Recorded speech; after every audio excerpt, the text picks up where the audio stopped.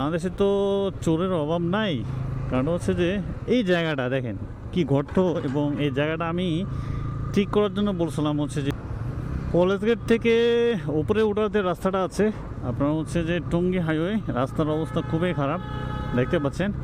আমি আর আগেও একটা ভিডিও করছিলাম, যেটা হচ্ছে যে এই এখানে যে জোড়াটা আছে ফ্লাইওভারের, এই জোড়াটা অনেক ভাঙ্গা।